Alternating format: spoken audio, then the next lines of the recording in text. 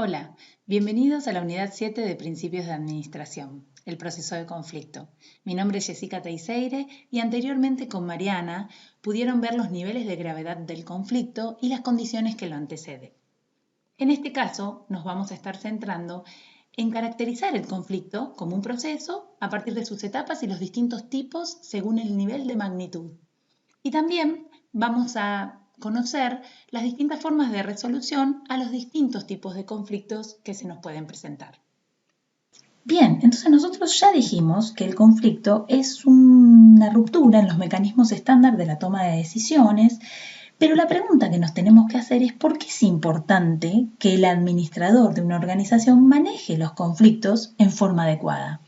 Bueno, esto es importante porque el conflicto obstruye la totalidad de las actividades de la organización y pone en peligro la efectividad y el desempeño de la organización en el logro de los objetivos que se haya propuesto. Entonces, por eso, nosotros vamos a analizar el proceso de conflicto. Y lo que generalmente decimos es que una parte del conflicto piensa que existe una situación potencial de conflicto, ya sea porque hay diferencia de objetivos, de intereses o tal vez una posible interferencia, y eso le genera sentimientos, emociones, que los va procesando de la manera que puede cada persona, pero que generalmente van a derivar en un comportamiento conflictivo, ¿sí? ¿Qué va a hacer ese comportamiento? Va a generar una reacción en justamente la otra parte del conflicto.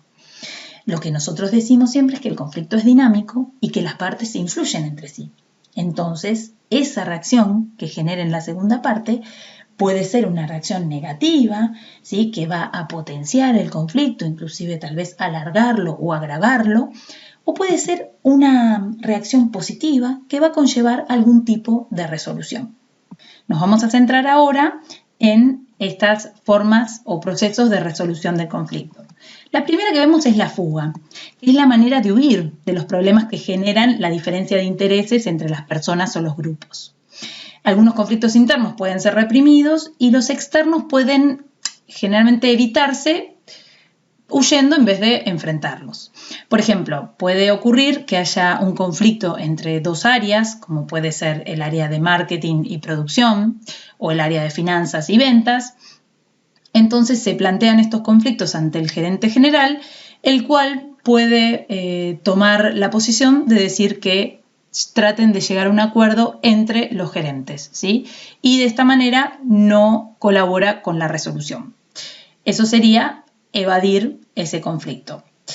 Otra forma de resolución es el impasse, que es cuando el conflicto genera un bloqueo o una parálisis y es un estado en el que nadie llega a nada, como si fuera un callejón sin salida.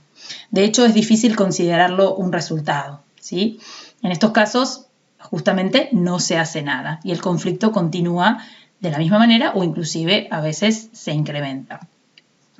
El siguiente es el de ganar-perder, que implica una confrontación directa entre las partes, es decir, una gana y la otra pierde.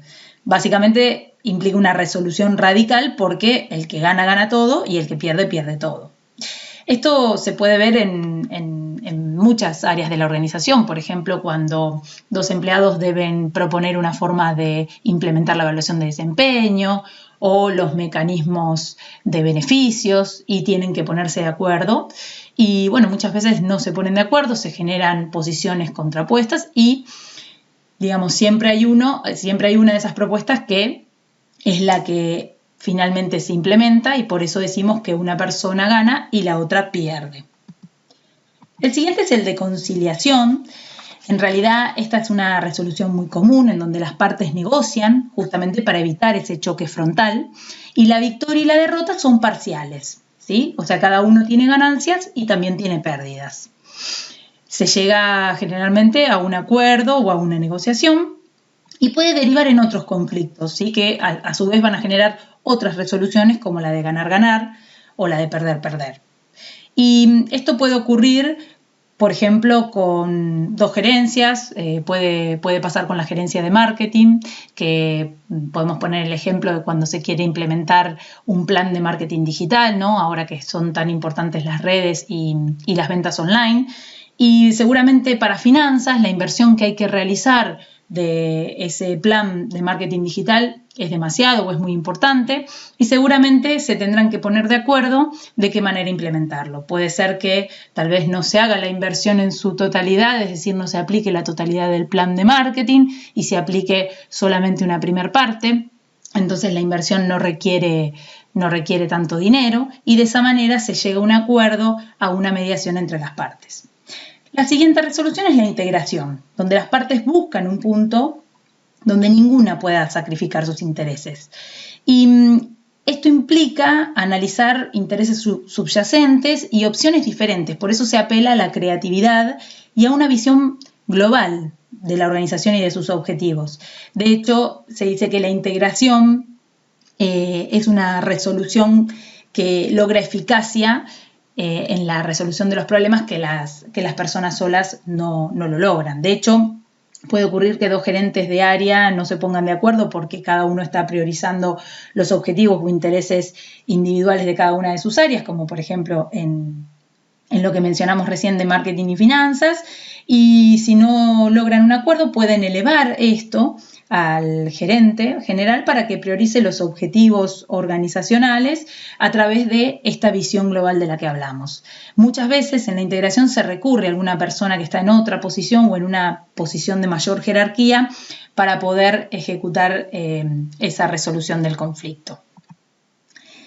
Ahora lo que vamos a ver son los distintos niveles de magnitud del conflicto, que van desde un nivel macro, ¿sí? Como pueden ser los conflictos organizacionales, es decir, entre organizaciones, o hasta un nivel micro, como puede ser el conflicto interindividual o intraindividual, como lo menciona Marchi Simon.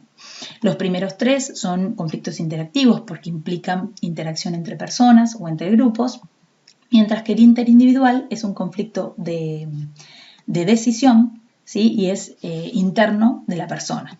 Nos vamos a centrar ahora en el interindividual o intraindividual, como lo menciona Marchi y Simon.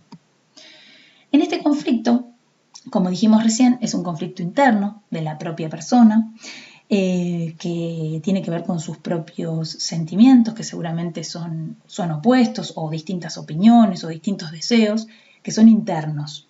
Y es un conflicto que se denomina interno psicológico porque justamente lo que genera es la caída de los mecanismos normales de decisión.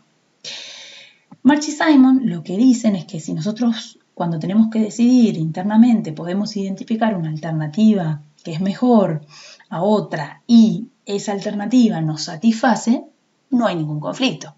El problema ocurre cuando justamente no podemos identificar esa alternativa. Entonces, dice que el conflicto se puede producir de tres maneras. La primera manera es, digamos, a través de la no aceptabilidad. ¿Qué implica esto? Que la persona que tiene que decidir conoce las alternativas y sus consecuencias, ¿sí? Que puede identificar una alternativa que es mejor, pero esa alternativa no lo satisface. Vamos con un ejemplo. Supónganse que yo soy gerente de recursos humanos y tengo que seleccionar a una persona para un puesto. Para ese puesto, los criterios es que la persona sea estudiante avanzado de ciencias económicas, que tenga conocimientos en liquidación de sueldos y que tenga experiencia previa en otras organizaciones en el área de recursos humanos. Resulta que se presentan dos candidatos, o por lo menos tengo dos candidatos, los cuales ambos son estudiantes avanzados de ciencias económicas. Uno tiene conocimientos en liquidación de sueldos, el otro no, y ninguno de los dos tiene experiencia en otras organizaciones. Fíjense que yo conozco las alternativas, tengo información, ¿sí? Puedo identificar una mejor porque claramente hay un candidato que cumple con un criterio adicional, que es lo que sería el conocimiento en liquidación de sueldos, pero no me satisface porque ninguno de los dos cumple con la totalidad de los requisitos. ¿Bien? Ahora, también podría tener un conflicto de no comparabilidad. ¿Qué quiere decir esto? Que conozco las alternativas y sus consecuencias, ¿sí? Pero no puedo identificar una mejor porque no son comparables, ¿sí? Por lo tanto, no logro que me satisfaga. Siguiendo con el ejemplo anterior, lo que podría ocurrir es que tenga dos candidatos, ambos estudiantes avanzados de ciencias económicas, uno con conocimientos en liquidación de sueldos, pero que no tiene experiencia en otras organizaciones, y el otro sin conocimientos en liquidación de sueldos, pero con experiencia en otras organizaciones. Fíjense que no los puedo comparar porque uno cumple con determinados requisitos que el otro no. Bien. Ahora también podría estar en un conflicto de incertidumbre. Y acá básicamente lo que ocurre es que no conozco las alternativas y sus consecuencias, o conozco las alternativas pero no tengo información acerca de ellas, ¿sí? Por lo tanto no puedo identificar una mejor y por lo tanto no me satisface. Ahora, de acuerdo, ¿sí?, a lo que sería la causa que genere el conflicto, es decir, alguna de estas tres, será la reacción que tendrá la persona, ¿sí? Entonces lo que plantean son distintas soluciones para cada uno de esos conflictos. Si estuviéramos en el caso del conflicto de no aceptabilidad, ¿sí?, cuando teníamos un candidato que cumplía con los conocimientos de liquidación de sueldos, pero no tenía experiencia en la organización, y el otro directamente no tenía ninguno de los dos criterios, lo que puedo hacer yo como gerente de recursos humanos es buscar nuevas alternativas, es decir, nuevos candidatos, ¿sí? Ahí el tema es que tengo que evaluar cuánto tiempo tengo, ¿sí? Por eso la búsqueda de mayores alternativas dependerá del tiempo que yo disponga y también de la obtención de alternativas que no sean tan buenas. ¿Por qué? Porque tal vez estos dos candidatos a mí me llegan después de una búsqueda muy amplia, entonces no sé si voy a conseguir mejores candidatos, ¿sí? Puedo entonces buscar nuevos candidatos o en su defecto redefinir los criterios de aceptación. ¿Qué quiere decir esto? Bueno, tal vez no es tan necesario que tengan experiencia en otras organizaciones, entonces el candidato que tenía conocimientos en liquidación de sueldos, ¿sí?, puede ser una opción viable. También cuando estamos ante la no comparabilidad, podemos buscar más información acerca de las consecuencias, ¿sí?, o de las alternativas. ¿Qué quiere decir esto? Yo, por ejemplo, ante estos dos candidatos que uno cumplía con un requisito y el otro con el otro, puedo seguir investigando acerca de ellos y tal vez un requisito que no era tan importante como el inglés o no era excluyente, resulta que termina siendo importante, ¿sí? O por lo menos uno de ellos lo tiene, entonces es más información sobre ese candidato. O tal vez lo que termino haciendo es priorizando algunos de los dos criterios. Bueno, ¿qué es más importante para mí? ¿Que tenga conocimientos en liquidación de sueldos o que tenga experiencia en una organización? Si por ahí considero que los conocimientos en la liquidación de sueldos los puede adquirir, ¿sí?, voy a priorizar el criterio de la experiencia en otras organizaciones, entonces tomaré al candidato que tenga experiencia en distintas organizaciones. Y si estuviera en el conflicto de incertidumbre, bueno, definitivamente voy a tener que buscar más información porque no tengo información, ¿sí? Y en el caso de que esa información no siga siendo suficiente, voy a plantearme la necesidad de buscar nuevas alternativas, que obviamente van a tener que depender la cantidad que obtenga del tiempo del que disponga. Recién explicamos el conflicto interindividual o intraindividual. Ahora vamos a explicar el intergrupal y el interpersonal, que son estos conflictos interactivos porque se dan entre grupos o entre personas. El primero es el conflicto intergrupal, que se da cuando los participantes de la organización se identifican con distintos grupos y perciben que el resto puede obstaculizar el desarrollo de sus metas. En realidad es como una competencia porque implica rivalidad, pero es más grave porque cada grupo va a interferir directamente para evitar que otros consigan sus metas. Esto se puede dar de manera horizontal en la organización entre los departamentos, por ejemplo, el departamento de producción con el departamento de marketing, cuando marketing quiere lanzar nuevas líneas de productos y para producción tal vez sea muy compleja la implementación de esa línea o inclusive muy costosa. O también otras áreas que suelen tener conflictos es el área de finanzas con el área de ventas. Generalmente ventas quiere vender sin importar las condiciones de venta, y finanzas justamente establece condiciones para poder cumplir con los proveedores y para que justamente la organización no tenga problemas financieros. Estos conflictos también se pueden dar entre grupos, pero a nivel vertical, por ejemplo, entre los supervisores y los empleados cuando se quiere implementar una nueva evaluación de desempeño o un nuevo método, por ejemplo, para implementar los beneficios.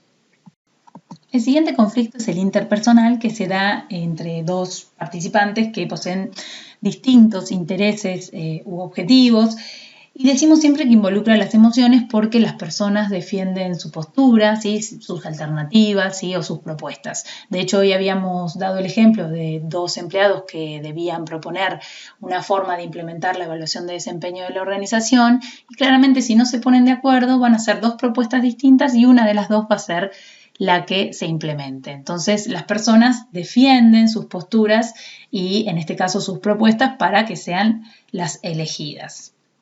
Ahora los vamos a dejar con una serie muy conocida que es La Casa de Papel. Espero que no nos tilden de spoiler, pero la idea es que puedan ver los distintos tipos de conflicto y sus resoluciones, inclusive tal vez encuentren algunos otros, y que recuerden que el conflicto no siempre tiene que ver con pelea o con discusiones o se da entre personas que no se caen bien o no se quieren, ¿sí? El conflicto, hay distintos tipos de conflicto y en este caso son a modo de ejemplo. Así que bueno, recuerden que tienen los foros de consulta tanto de teoría y de práctica como también la guía de lectura para resolver y todo el material disponible. Muchas gracias.